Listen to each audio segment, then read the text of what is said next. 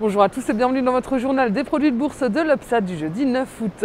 La bourse de Paris met fin à un rallye haussier de 3 jours. Le CAC 40 clôture en recul de 0,43% à 3438 points. Plusieurs statistiques mitigées en zone euro incitent les investisseurs à la prudence. Première mauvaise nouvelle sur le front européen, la BCE s'attend à une entrée en récession de la France au troisième trimestre.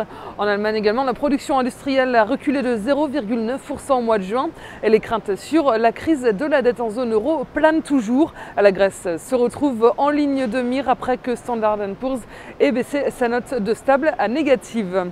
Côté valeur, les bancaires terminent globalement en hausse. BNP Paribas prend 0,59%, Société Générale plus d'1% et Crédit Agricole lâche 0,25%. Le constructeur automobile Peugeot prend la tête du CAC à plus de 2,03% grâce à un relèvement de recommandation de son titre par Kepler qui passe de conserver à acheter. Outre-Atlantique, les marchés terminent à l'équilibre. Le Dow Jones grappille 0,05% et le Nasdaq lâche en revanche 0,15%. Un indicateur positif aux États-Unis est à signaler avec une productivité plus importante qu'attendue.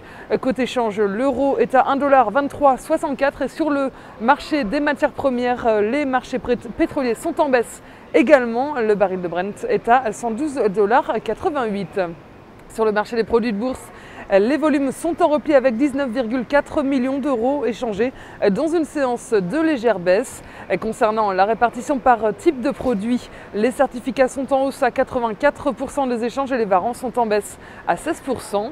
Du côté des transactions, les certificats représentent 74% et les varants 26%. En ce qui concerne la répartition par sous-jacent, les indices sont en baisse avec 54% du marché, les actions sont à 43%. La répartition des transactions sur les varants nous dit que les indices représentent 41% des échanges, les actions sont à 57%, le taux de change et les matières premières sont à 1%. La stratégie qui vous est proposée, la valeur du jour, c'est aujourd'hui le groupe de luxe PPR. Graphiquement, le trou de cotation ouvert le 27 juillet a réinstallé un biais positif sur le titre.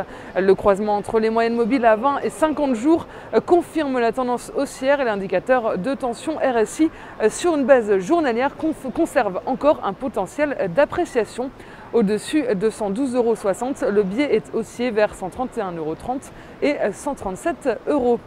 La stratégie qui vous est proposée pour jouer cette valeur, c'est l'achat du Warrant Call PPR à 2115 T d'Unicredit au prix d'exercice de 110 € et d'échéance au 7 décembre 2012. Voilà, c'est tout pour aujourd'hui. Bonne journée et à demain.